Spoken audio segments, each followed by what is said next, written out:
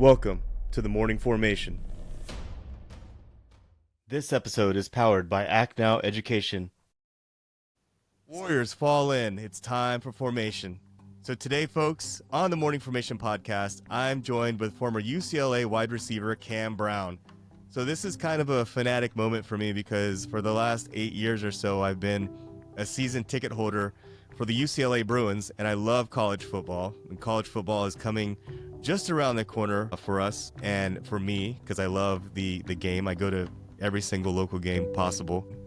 Today, it's an absolute honor to have Kam Brown on, and we're going to talk about his life growing up in a football family to carving out his own path on the field. Kam has an absolute incredible story of grit, faith, and determination, and so we're driving into his football journey and the lessons he's carried into life after the game. And we're just going to talk about what he's into now. And so this is definitely an episode that I'm super excited about. Kam, thank you for joining me on the Morning Formation podcast. No, thank you for having me. It's an honor to be here. I'm here to be as transparent as possible and answer any questions and, just give back. That's what I love about it, man. So I've been doing this podcast for 2.5 years now, and I mainly focused on mostly military content, and I've kind of spanned it out because a lot of the things that I learned in the military also translate into the civilian side and into life. And you being a collegiate athlete and a full-time student, man, that is a hard thing to juggle. But I want to take it back from the beginning. And for those folks out there who are just meeting you for the first time and may not know your story, can you walk us through how you fell in love with football and what it's meant for you in your life? Oh, yeah. I fell in football as early as I can remember. I started playing when I was 4, playing flag football. I was always throwing the ball to myself, reenacting plays around the house. My dad played in the NFL for 10 years, so, it was kind of already in the family, but it was one of those things where I was never forced to play. He didn't just put me in it. It was something that I wanted to do. From as early as I can remember, I was always carrying the football around. I was always setting up cones in the backyard, acting like I was scoring just by myself. That's where I really knew I loved it. And you grew up in the great state of Texas, right? Yeah, I did. Colleyville, Texas. Was it like Friday Night Lights? It was. Yeah. It's crazy out here. It's a lot. That's the thing I started to learn as I got to college and met guys from different states. Football, I didn't realize how big football in Texas really was. Even some of my family that used to come down here and visit us, they would see like the middle schools around here, and they're like, there's no way you went to middle school here. Like, they were saying it looks like they're high school fields. Yeah. Yeah, I've been out in the middle of New Mexico even, down in Artesia, and they have a high school down there that's, the city is mostly supported on the oil fields, and they have like a junior college artificial turf stadium out in the middle of the desert. And on Friday nights in the fall, that's where everybody is. And I moved from Hawaii to the state of Ohio when I was around 12 years old. I played football in Ohio, went to a real small school out there. And I would imagine it's not quite on the level of Texas, but it's pretty damn close to what you guys had down there. And I mean, it's led to like books and movies made. So I can't even imagine how amazing that was. But you grew up being the son of Larry Brown, a Super Bowl MVP. Now, how did that shape your mentality and your approach to the game overall? I would say it shaped it a lot for sure, in a lot of great ways. But it's hard being young because you don't understand, and a lot of people around you can't comprehend or understand either. So you just kind of, a lot of stuff I just had to take his word for it. Growing up, as soon as I told him that this is what I wanted to do, from a young age, it didn't matter. It was like, okay, this is what you want to do. This is what it's going to take to get there. So I was having to miss stuff when I was 7 years old, like going to hang out with friends, little parties going on. And I would be like mad because I would be training and doing all this extra stuff at the time. But it's one of those things you don't really realize till you get older, seeing that it really paid off and starting to understand why that, you had to do a lot of those certain things and seeing how it really could put you ahead in life. Yeah. Did you have brothers and sisters? I had 2 sisters. They're both older than me, so I'm the baby. Wow. And you're the only boy too. So you had a Yeah, lot of pressure, right? I did. So what ultimately drew you to UCLA? How would you sum up your experience overall being a Bruin for the 3 years you were there? What drew me there originally, so my dad's side of the family's from California. My mom's side of the family's from Dallas. So we would always go back and forth to California. I played in a couple of 7-on-7 tournaments growing up that we would travel out there for too. And just every time I would go out there, my dad would always take us to UCLA and USC. And for some reason, everybody there was a lot of people hyping up USC.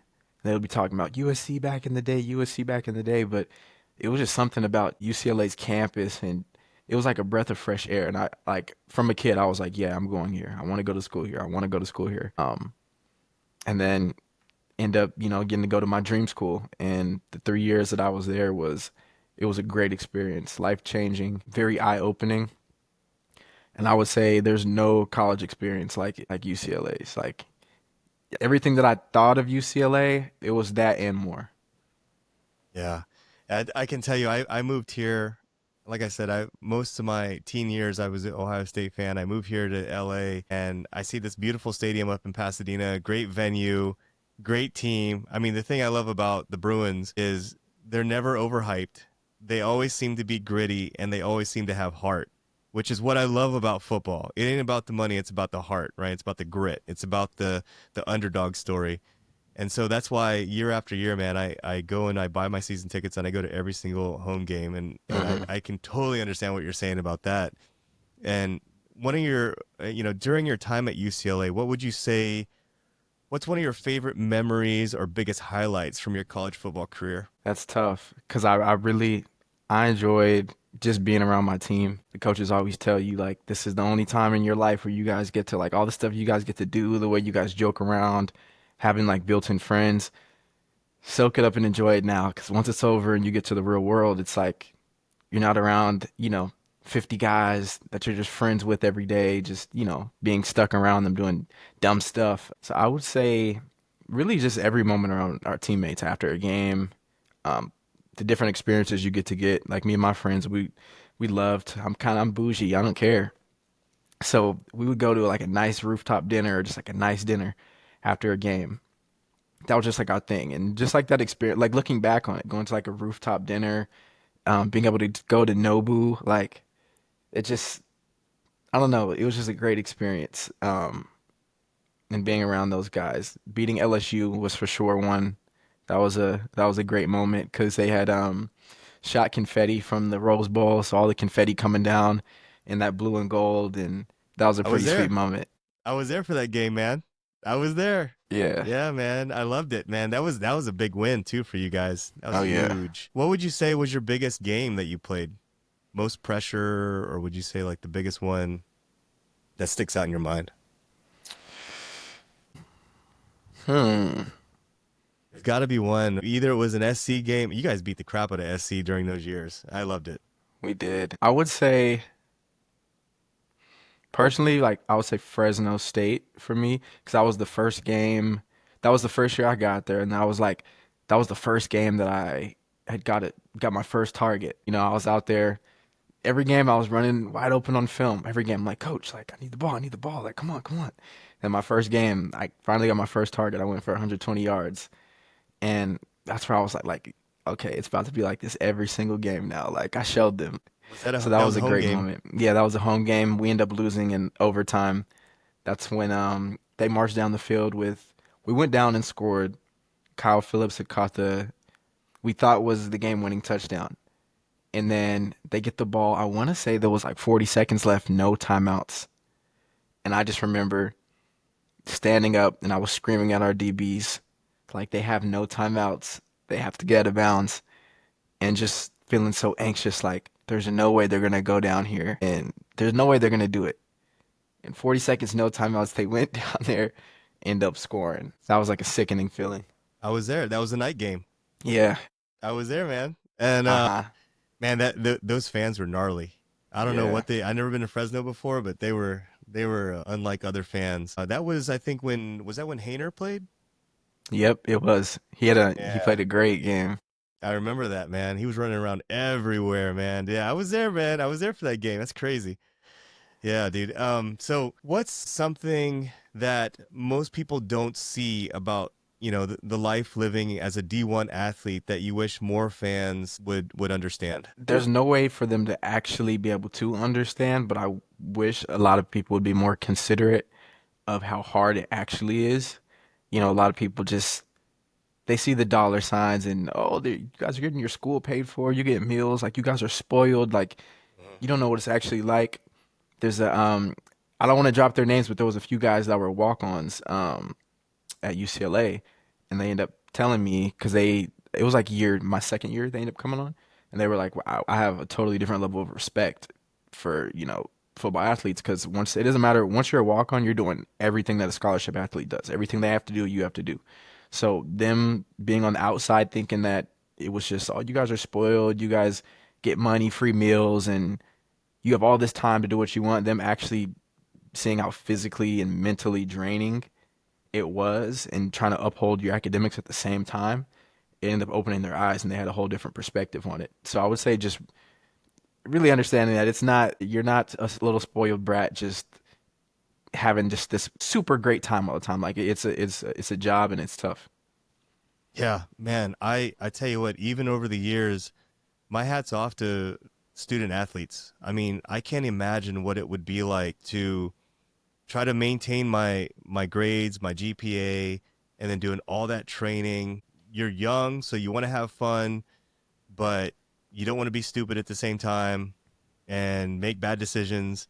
I mean, it is grueling and crucial. And whenever I get an opportunity to get to work with a collegiate athlete, man, I definitely do. I encourage to hire them, at my current employment.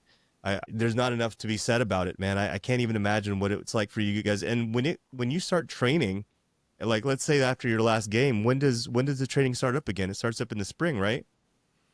Yeah, it starts up pretty fast. So it depends on when your last game ends up being, but you usually finish in December and you start back up in January. Like there's very little time. Like you have very little off time. So you have to really love it and learn how to enjoy it. And you have to find a way to enjoy it through all the tough times.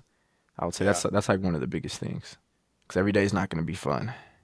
Yeah. What piece of advice would you give to younger athletes out there chasing that D1 dream? You just got to believe in you. Really, that's it.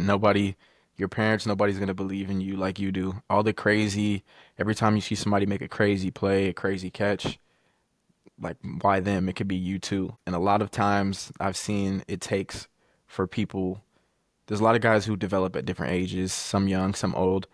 And sometimes it takes for you to go against a player that everybody said was so great. And sometimes it may happen by accident where you beat them. And that's like the eye-opening moment where it's like, I could do this. Because nobody in their whole life is undefeated at anything. If you play football, you've lost a rep. Everybody's lost a rep before. Everybody's dropped a pass before. You just have to tell yourself like they're gonna lose the rep when it's your turn. And that's it. Instead of, getting caught up. Like they have to show you. That's the biggest thing. Because a lot of there's people built like Hulk, especially nowadays. You got guys like I don't know if like Femi now at UCLA, man. He came in. I'm like, there's no way you're this young. Like there's and built like this. Like there's guys that are, look like they'll tear your head off. But then they you got to have the mindset mentality that they have to show you. They're no different than you. Yeah, I really think that's important is character and grit overall. I mean, you could be an athletic beast and not take it seriously and get away for a certain amount of time, but at the end of the day, the guy that's going to be working harder and has the heart and is spending more hours training is going to win every time, I think. What would you say? Did you ever have a moment like that where you got over on someone that was maybe a real superstar DB and you were able to burn them and just take off and you were like, I got it. You know what I mean? Like any moments like that stand out in your mind? So growing up in Texas, we like a lot of like the hub of athletes like come from Texas. So I played against a lot of those guys since I was young. So like I always give the example, like if you and your brother, if you have a brother and he turns out to be one of the biggest celebrities on the planet, that's cool and all, but at the end of the day, in your mind, he's still your brother. You still remember all the times you beat him up, you beat him in races, just in a lot of stuff. Even though the world sees him a different way, to you, that's your brother. And I would say growing up in Texas, it was the same way for a lot of the competition. A lot of those top kids go to all the big schools. So for me, it was just like I've been playing against him since Pee Wee football. Like he's nothing, even though the world is like, oh, this guy's a first round pick. He's a second round pick. He's the greatest thing ever. And that's like where the confidence piece comes in. It's all about how you perceive somebody. Because some people, they say, a lot of people, your confidence in yourself could scare other people. That's true. I've seen a lot of guys that are so confident in themselves that put fear in other athletes, even when the person actually wasn't, like that. Right. Yeah, no, that's actually really huge. I've been training Brazilian Jiu-Jitsu for the last 12 years, and I've done a few competitions early in my life, and sometimes it can be intimidating. Like when you see someone from a specific school who's been trained by someone specifically, but at the end of the day, they put their uniform on just like you did, and having that confidence in yourself is huge when it comes to that. Since you've been off the gridiron, I noticed that you've been on social media quite a bit, on Instagram, talking about motivation, mindset, and growth. What would you say overall has been your drive to keep you going when you're not 100%? I would say remembering everything that you've been through and also knowing why you're doing what you're doing. Because if you anything that you've gone through in life, you didn't go through it for no reason. It doesn't matter what it is, even the most negative things. There was stuff that you went through as a kid that you didn't realize why until probably like 3 years later. And you thought it was the end of the world and it ended up not being the end of the world. And you learn from it. And you're just like, you always look back and you're like, I can't believe I used to think like that. I can't believe I used to say stuff like that. Like, I can't believe I used to wear clothes like that. Like, what was I doing wearing those clothes 3 years ago? But it's all for a purpose. So the older you get, I mean, people tend to forget that. They start to think that, their life's not looking how it wants to and everything's going against them. They don't know what to do and they're just panicking. And you just have to realize, just really sitting back and realizing like I didn't go through everything I went through for no reason. I didn't learn everything that I learned for no reason. And just knowing that there's a reason behind it.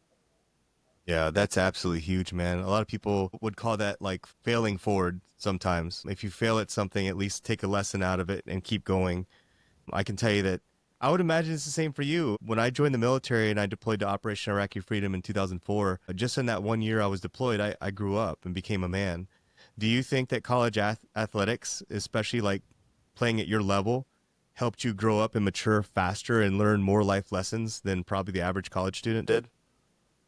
For sure. I would say it has its perks. So I would say it's like 50-50. It for sure did. But there's also a side you're missing because the football side is a business. So like me and my friends in college, we used to always talk about the different ideas we have. Like we want to own our own company. We want to do this, XYZ.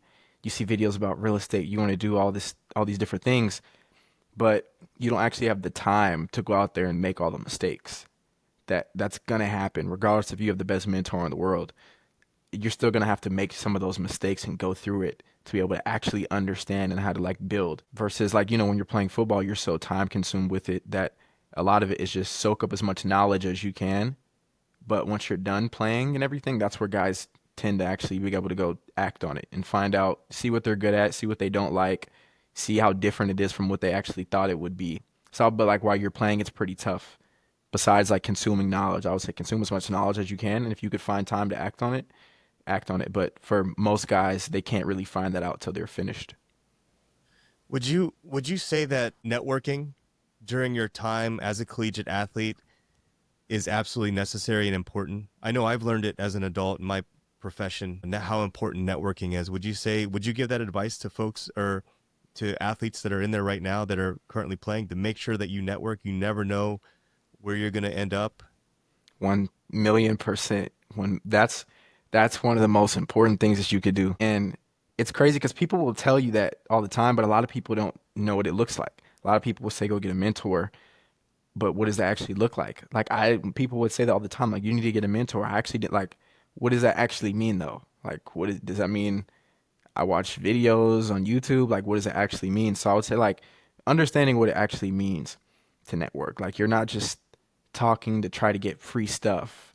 Like you actually want to build like a real connection with somebody and they could come back and help you in ways that you never even knew of or thought of. But I would say it's so important. It's so important. That will open a lot of doors for you that your degree won't. Just simply by knowing somebody and they know what type of person you are.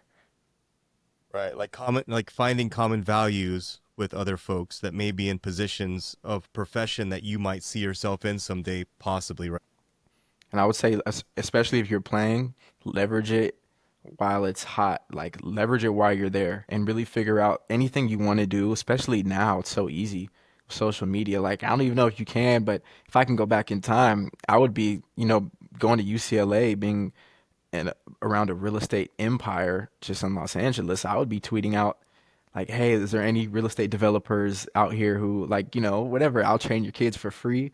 I'll be doing stuff like that if I can go back in time, but especially in LA, they have such a great opportunity that they need to utilize it because you're going to start to look back like when you finish, and I even utilize it a lot. But like looking back now that I'm done, there's a lot of things that I wish I would have gone back and done a little bit differently as far as like the networking goes. And like I would really try to leverage it a little bit more.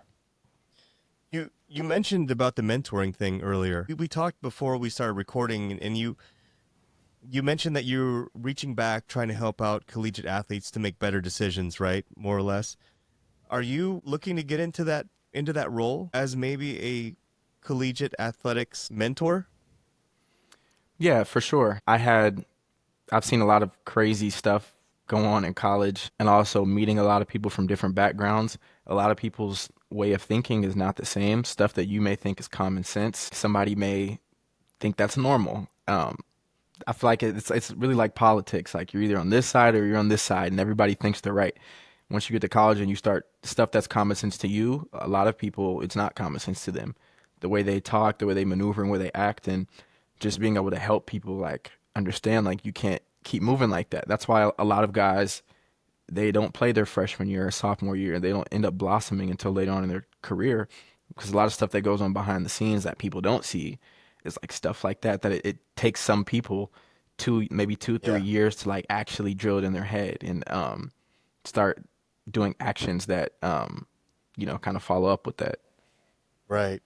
I think you'd be a great coach or mentor because you talked about earlier the importance of thinking further than the tip of your nose and thinking bigger. And that would be so huge for anyone that's currently in college right now to offer up their skills and abilities on the football field for a potential real estate developer, maybe for their kids, just so you can be around them and gain that knowledge. So you're playing football, you're going to school, but then you're also around this other professional that's successful.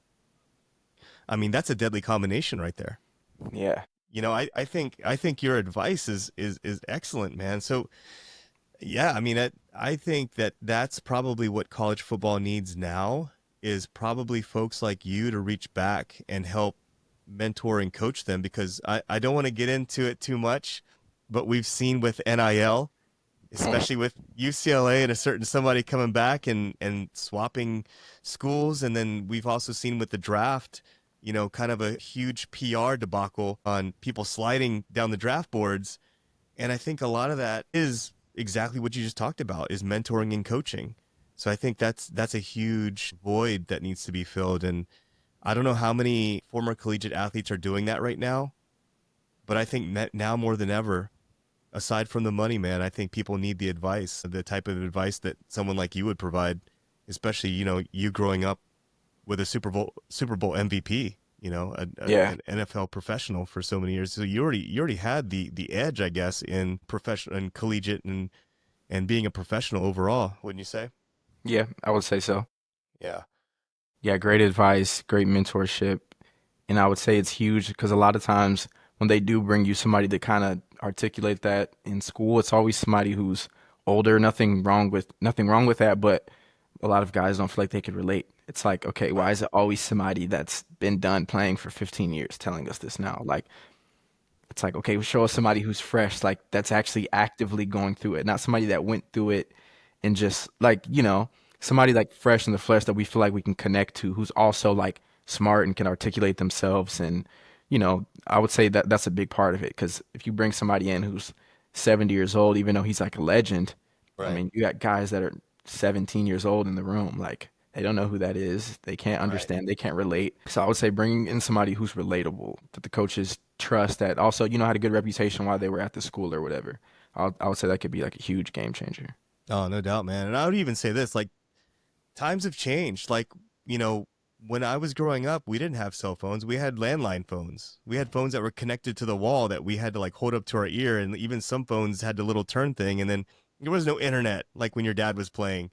There was no Twitter, none of this crazy stuff. So it's important to be able to definitely relate to who you're coaching or who you're mentoring for sure. And I was scoping out your TikTok, man. I saw you've spoken about faith and perspective on there.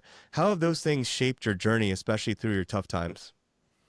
A lot, man. I would say that the hardest thing is keeping faith through those hard times. Because it sounds good, like when you pray and you get what you want, you're like, thank you, God, thank you, God.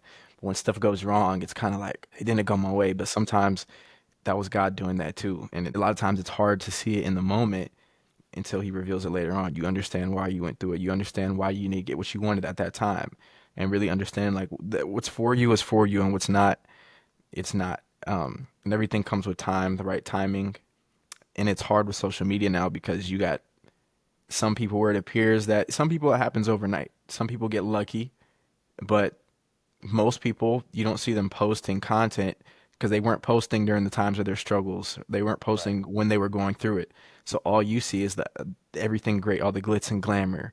Oh, a 18-year-old millionaire buys a Lambo or a 24-year-old buys this, but you didn't see all the 5 years before they were struggling, like mentally going through it. So I would say don't compare yourself to anybody else because if you look at like even Steve Harvey and people like that, a lot of them didn't start getting going until they were like 37, some people 40, some people in their 50s.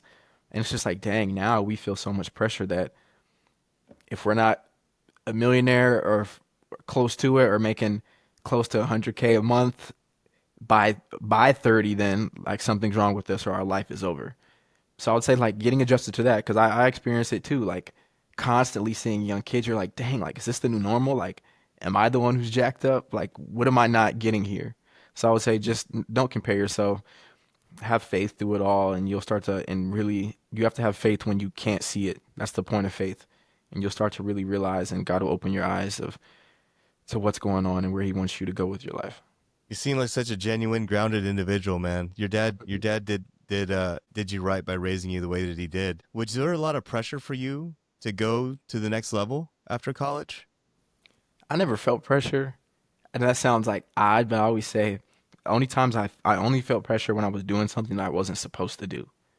Like if you were to tell me, or if I wasn't prepared, like if you were to tell me go out there and try to hit 5 home runs for Major League Baseball, I'm gonna feel a lot of pressure because I can't do that. Like I've never trained for that, ever in my life. I'm not prepared for that at all, and it's not what I'm supposed to be doing. But like football, I always felt like it was what I was supposed to be doing.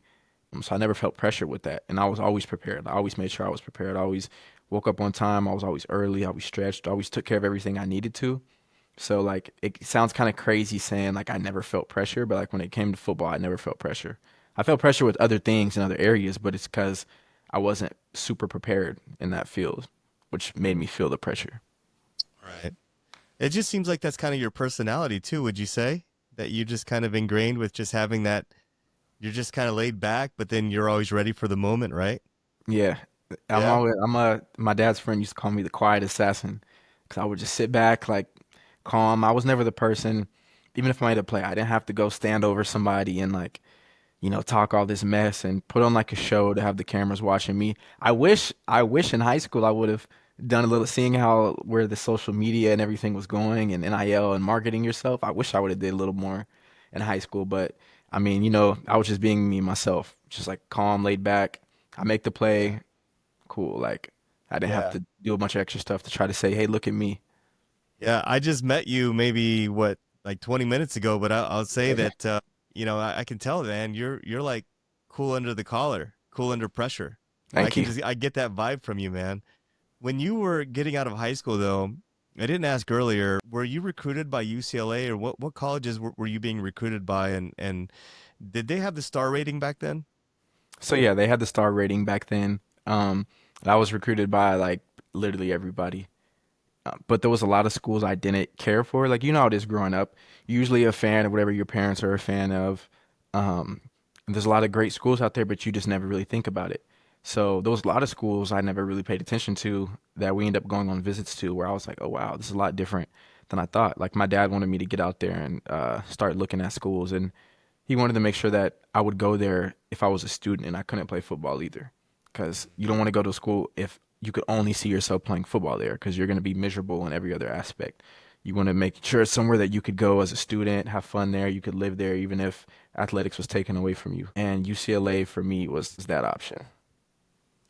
Yeah, I couldn't imagine playing football in Anchorage, Alaska, when you hate the absolute cold, right? You got to be able to stomach the environment or the city that you're in. Do you miss LA? I do. I do. It's Yeah, I can tell. expensive. It's expensive, but I miss it though. It's weird. It feels like I grew up here in Texas, but it feels like more of home to me out there. It's hard to feel stressed because even if I was feeling down, having those days, it's like walking outside, seeing palm trees, like driving just to go to a restaurant and just seeing the beach and the ocean right there, like and the sun setting. It was like, dang, like this is actually real. Like it could be worse. Like, and I love Texas too, but it just felt like home, and it was motivating, really motivating, seeing a bunch of other young people out there, like entrepreneurs just doing all types of crazy stuff and ambitious people. I would say it's a great place as long as you have your head on and like you know what you want out of life. It could be great. Some people think it could be a distraction, but I just feel like if you're in that phase of your life, it's going to be a distraction regardless. If you're in the phase of your life where you want to build it, you're going to be perfectly fine. It just depends, what type of person you are and where you're at in your life. Yeah, and you got to know thyself. When I applied for college, I could have went to like an Ohio State, but I knew thyself, and I knew that I would not never go to class. So I chose to go to a smaller school in Dayton, Ohio, before I went into the military, and because I knew, like, I just knew that what my strengths and weaknesses were. I was aware of myself, and that's actually huge to be able to sit outside of yourself and see yourself and understand that I know that if I go to school at Hawaii, I'm never going to go to class and I'm just going to goof off the entire time, right? So you must have had a really great head on your shoulders, man, because there's a lot of distractions here in LA, that's for sure. Yeah, there's for sure a lot. Yeah. And overall, with social media, it can really be a double-edged sword. I've heard a lot of people say, "Oh, I hate social media," and then like a couple years later, they're on social media, and they're not just on social media, but they're hiring a videographer and everything else. How would you say with social media and people making comments and critiques and things like that? How did you manage the pressure and the public spotlight that comes with being an athlete overall? Honestly, from the time I was young, yeah, people are always gonna say something. It's crazy. So Colleyville, where I live at now, my dad played for the Cowboys, so my parents built a house here, multiple houses here before there was even a high school here. Before there was anything, it was just all dirt and everything. And I've had people, even at high school, parents trying to say that I didn't live in the city, so because I was on varsity as a freshman, so yeah, those parents complaining to the school that I didn't live there, and my parents have like rental properties and stuff, and people were trying to say I actually lived in a completely different city, super far away. It was just crazy stuff. And a lot of people know, like, they know where I live at. They know who my dad is. They know my family because we've been there longer than everybody. So, dealing with stuff like that, I'm used to people Haters. saying stuff. Yeah. People Yeah. were like, oh, he's on varsity because of his dad. Until you see me go out there and play. And it's like, he's not the one making the plays out there. Me being a sophomore in high school, I was like second at the time in for my class in like yards and touchdowns as a sophomore and stuff. It's like he's not doing any of that stuff for me. So like once you get out there and play, they start to realize like, oh dang, he is good. But like I understood from a young age, like people are always gonna try to use that as a reason for things. Yeah, no doubt. Especially when they're not on your team and they're on the opposite team, right? They're like, Yeah. let's try to get this guy suspended or something. Let's just come up with some BS. Over the years, though, what do you think you've learned as far as dealing with the doubts and the setbacks? What advice would you give to younger athletes or young adults out there that are facing those moments? I'll say talk to your teammates because most of the world, it's like 1% of people get full ride scholarships to, it's like 1.3% or something like that, get scholarships to play in college. So I would say that's a small percentage of people but those are really the only people who are going to actually be able to understand what you're going through. So a lot of times people feel embarrassed, like, I don't want to tell my teammate this, but you'd be surprised. Everybody's either felt what you felt at a certain time in their point. They've either gone through it or they're going through it too, and also don't want to say anything. And when you start to get in rooms and sit down with people, and you're kind of forced to talk about certain things, you start to realize like it makes you feel good and makes you like open up and realize like, dang, like I'm not the only one going through this. It felt like the end of the world, but like eight other guys feel like that. Like, okay, yeah, we can get through this, and then you guys start, picking each other up. So I would say talk to the people that are going through it with you, regardless if they look like they, got everything put together. Because those are the people that are going to understand you better than anybody else. Even a lot of times, like your own family, because they're your family, but they're not actually going through what you went through. And if they did go through it, it was 30, 40 years ago, so it's a little different now. Right. You definitely have to find your tribe, right? Or find your team, find that group. It's like they always say, like if you're hanging out with five scholar athletes, that makes you the sixth. If you're hanging out with five idiots, that makes you the sixth idiot, right? So making sure you find your tribe. Cam, now life after college football, what is your purpose now? I'd say my purpose is just giving back to the game that I gave everything to, giving back all the knowledge that I received and learned from different people, different coaches, different teammates, learning different ways to navigate through the sport and school the best way possible without having to, be stressed all the time. Just giving back all the knowledge I have and doing it while it's still.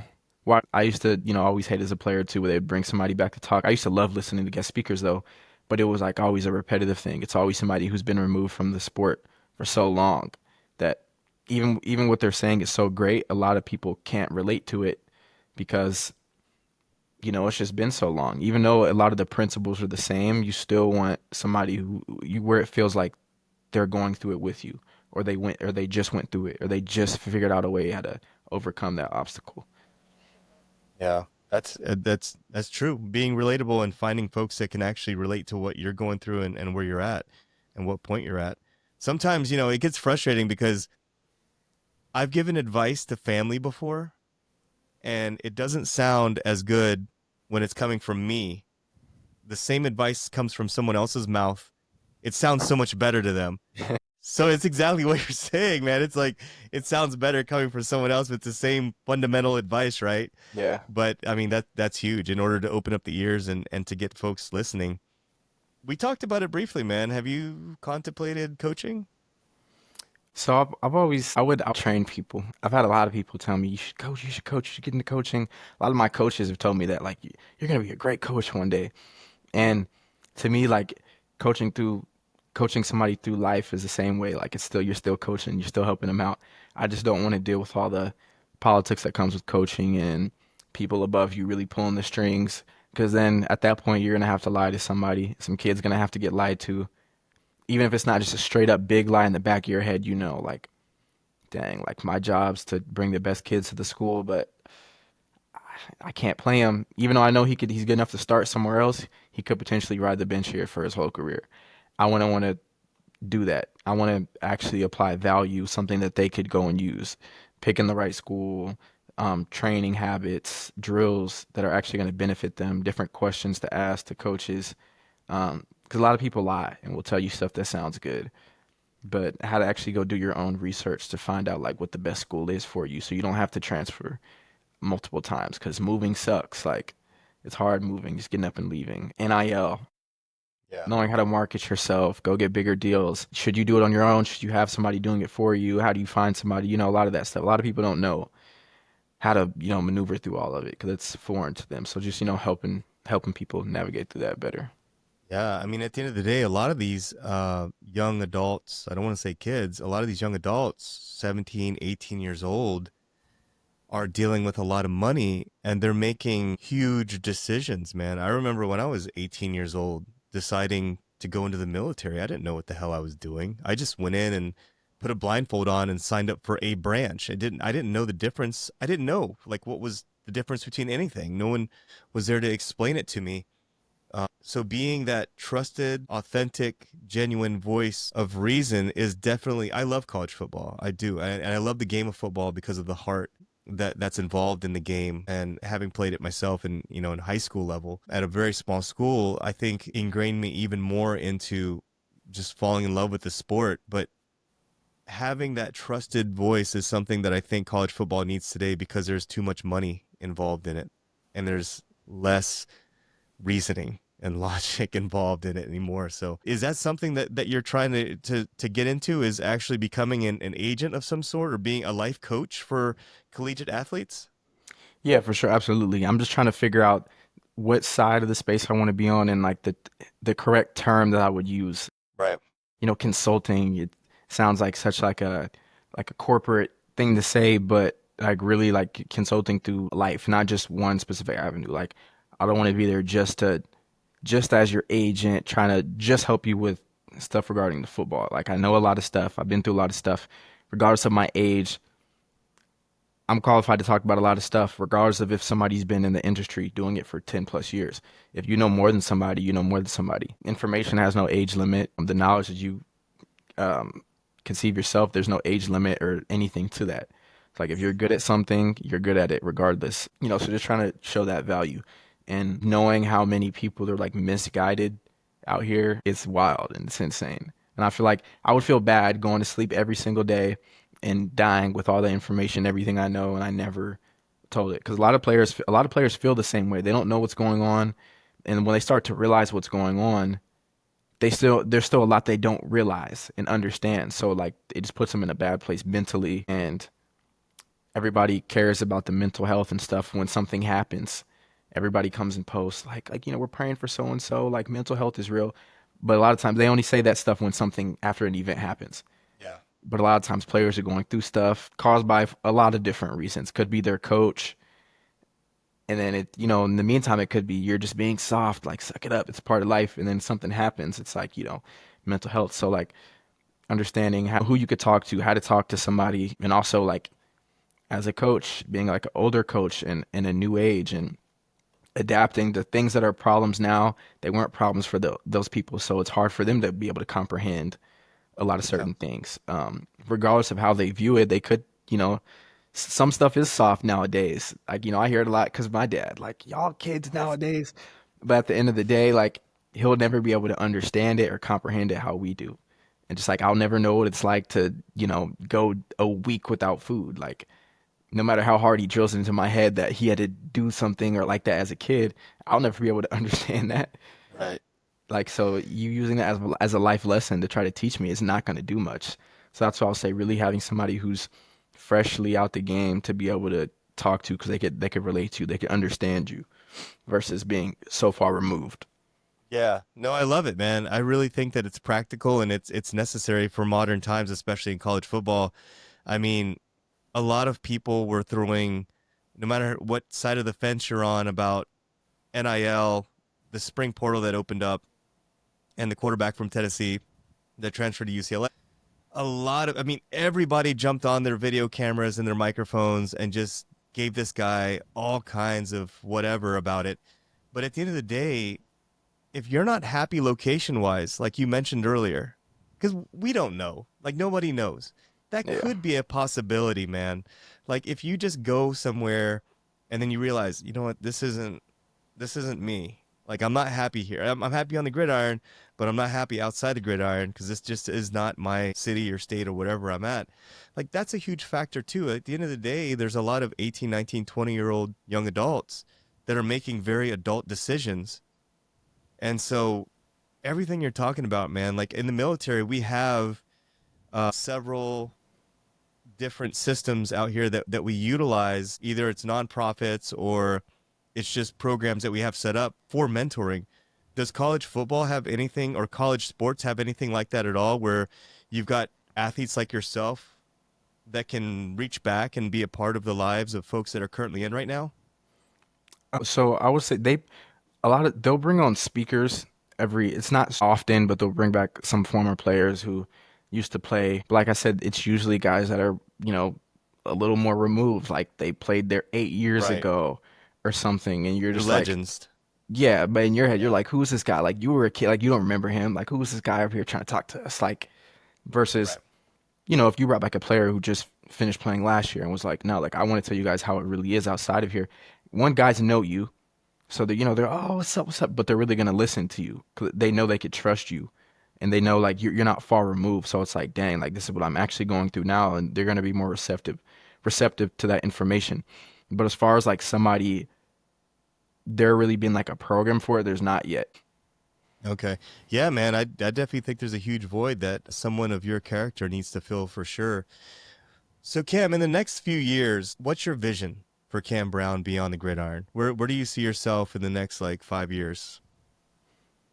I see myself back in California for sure. Nice like high rise windows all across the bedroom, big balcony, and just helping people through life with football, how to navigate through sports. I don't really know what that looks like yet, but for sure along those lines, building some homes, designing some buildings, all those things that I've always wanted to do since I was a kid, really hopping into that. But for sure, having my foot on the gas with in the football space, management relations, just guiding, consulting. But I don't know. I don't really know what that looks like yet, but we'll see. It's okay. I mean, it's okay to have a direction and not necessarily an azimuth. I mean, because at the end of the day, from what I see on your social media, you're moving in a direction. And as you move in that direction, things are going to present themselves to you. And you have the lateral option of saying yes or no to those things. And at the end of the day, you are who you are. You're a man of great character. I've only met you for the last 45 minutes, and I can tell you, you're very cool under the collar, as they say, and you're a true leader for sure. And one of the main themes of my podcast is adapt and overcome. So, Cam, would you mind sharing a moment in your life when you were forced to pivot or face adversity and what that moment taught you about resilience and growth? There's a lot of moments where I've had to, face adversity. Too many to count. And it looks different for everybody. Don't ever think that your problem. Somebody told me this once, like, don't ever try to say that your problem is less than somebody else's just because their circumstance seems worse. Because mentally, it could still play the same toll on you. Like, I know it's a crazy analogy to say, but if I lost a book, like if I lost my notebook, it could take the same toll mentally on me that somebody who lost like a family member did. It's a crazy, but don't ever try to compare your situation and be like, well, so and so is going through more than me. Don't ever do that because mentally, you never know how it affects some people. Everybody gets affected differently. Understanding you're going through something, but it's not the end of the world. It's not the end of the road. You got to keep pushing. Talk to people. Don't think you're alone. Everybody's mentally going through something. I promise you they are. So don't ever think you're alone in it. Talk to somebody. It'll help you get through it and know that sometimes you have to go through stuff by yourself and alone to learn how to overcome it when something presents itself later on in life. Don't think because you're alone sometimes that it's a bad thing. Wow.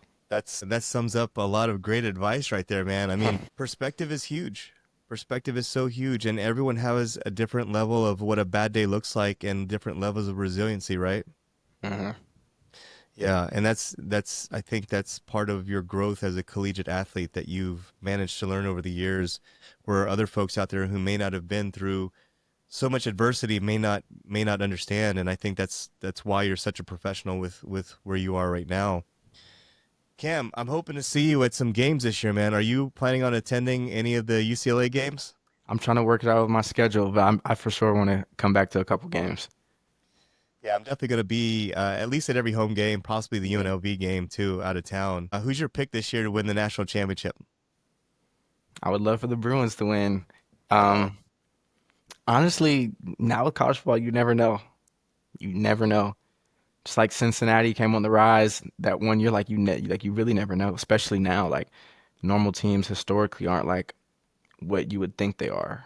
Um, I remember when we played, I think it was Alabama State, I believe. They had a lot of transfers on their team from like the SEC, so it's like this isn't just like a normal um, Alabama State team that you guys would think they are, like some just bad team. Like no, like even these small schools now are loaded up with some players. I was there for that game. It was hot Yeah. during the day, man. I was Uh-huh. like freaking drinking a lot of water that day. You guys had Alabama State, and then you had Alabama. You had another Alabama team too. It was Alabama HBC. A&M. Yeah, it was HBCU Uh-huh. team. Yeah, two Yep. Alabama teams that year. Yeah, I was there for both those games, man. I loved it. Um, Except for the damn 95-degree weather. Other than that, it was yeah, nice, man. it was bad. Some good victories there. So NIL, man, before we round things out here, name, image, and likeness is reshaping college football. Where do you see the game heading in the next few years, and what advice would you give younger players navigating this new era of college football? Wow, that's interesting Hmm. to try to think about where it's headed because they're so, they let go of all the, the rules and everything. They were like, okay, Right. you guys could finally be able to make some money off your name. But then now it's like, okay, whoa, whoa, like some guys, you guys are getting paid too much money now. There's no regulations on this. So it's tricky to find out where it's going to go, if there's going to be limitations or like salary caps. It's going to be interesting, but I would say for sure leverage it while you can. A lot of people don't realize how much money they're getting. It's like a lot of these guys are in the top 1% earners of America right now, but it's only for most of the, guys aren't going to the NFL, so it's only for a short amount of time. So for sure, maximize it while you can. I remember when I was in college, I was training with some NFL guys, and they were telling me like, you guys are getting more brand deals. You got guys who don't play who are able to go out there and get brand deals. I'm in the whole NFL. I'm a professional athlete. And because I'm not, one of the household names, I can't even get brand deals. Like that's crazy to think. Like I'm a professional. Like you guys are trying to get to where I'm at, and you guys have something that I can't even, get access to. So I would say understand that because that's true and leverage it while you can. Yeah, make sure you brand yourself, make sure you market yourself, make sure you represent yourself online. I think that's really huge, right? For sure. Yeah, they're watching everything. And there's people out there that cannot wait for you to mess up. Even the smallest facial expression, somebody will try to clip it and put words over it and people will just run to the comments and, deem it as true or so just being aware that people are always watching you. Somebody wants you to make a mistake. Even though crazy as it sounds that there's people, out there like that, it's true and it's happening. So just carrying yourself well and being a good person because that'll open a lot of doors for you, regardless if somebody has better. There's people who had better stats than me, accolades and stuff, but a lot of doors were open for me just because of, being a good person. And some people think that just their ability alone is going to open every door for them. And that's just like a bad way of thinking. Yeah. Yeah, you're absolutely right, man. Definitely your natural skill has a ceiling at some point and your character kind of takes over after that. So I can definitely tell you're a man of character for sure, man. And your dad definitely did a great job raising you, even though you're the youngest of three. Yeah. And you're the only boy in the family, which is a lot of pressure probably for you to play sports and play football. And, it's been such a pleasure talking to you today. Was there anything in this podcast that I didn't cover that you'd like to mention before we round things out tonight? I feel like we covered a lot. It's hard because I feel like right when we get off, I'm going to remember something and be like, dang, like, should have covered this. But I think we we pretty much hit on the nose. Or just said, believe in yourself, be yourself. That's the only way there's only one of you out there. Don't try to say what somebody else is gonna do or what somebody else is gonna watch. I was like nervous. I was always good with the camera, but I was always bad when I had to put it on myself. Like if somebody else was holding the camera, it was fine or interviewing me, but with the content and everything, having to put it on myself and like me talking to it was like I would get nervous and like I'm not even nervous in front of the camera, but like doing it, for myself was a little Right. tough. But I was like, you know what? After I put out a couple videos, I started to feel comfortable now. Like I could talk about anything on there, just post a video, um, and it's fine. But don't ever put limitations on yourself. Don't ever say what somebody else is gonna do, whatever somebody else is gonna watch. Don't say that nobody's gonna buy your clothes if that's what you want to do. Just don't ever do that because like you really never know. People are into some of the weirdest, craziest things, and the internet amazes me every single day. So, like, just really understand that when you see what some people are really into and some of the trends that they follow, and there's people who watch videos who love videos of people like clipping their nails and stuff, like the weirdest stuff. Like, people are into anything. So, as long as you're Yeah. yourself, there's people that are going to gravitate towards that. Don't try to Yeah. be anybody else but you. I'll say, man, over the years, I've been doing this podcast for a couple years. I get in my own way sometimes. I'm like, oh, I can't do that. I can't hold the camera in front of myself. And even for a long time, it took me uh, a many episodes to get used to just sitting here talking to someone like I'm talking to you right now, man, because I feel stupid. I know my friends are going to see this. I know my coworkers are going to see this. I know they're going to make fun of me, but I don't care. I Yeah. don't care. You know what I mean? It's just kind of one of those things. Like, you get in your own way. Those same people that are making fun of you are also kind of envying what you do in a way and wishing they could do what you do. So Yeah, they'll come back around. They always do. yeah, man, they become fans, right? So Yeah. no, man, dude, you're so full of like awesome advice, man, and just life lessons. It's been such a great conversation overall, man. And like I said, I'm kind of fanaticking out, man, because I literally saw you on the gridiron just a few years ago. Man, I love football. I really appreciate you giving me the opportunity to tell some of your story today, share your story from growing up in a football family to making your mark at UCLA, and most importantly, the lessons that you've carried forward into life after football. Just hearing your insights on leadership, NIL, adversity, finding your purpose beyond the game, and truly captures the heart of who you are and what my podcast, is about, the Adapt and Overcome. For folks out there that are interested in following you on your social medias, I know you're on Instagram, and I believe you're on Twitter and LinkedIn, right?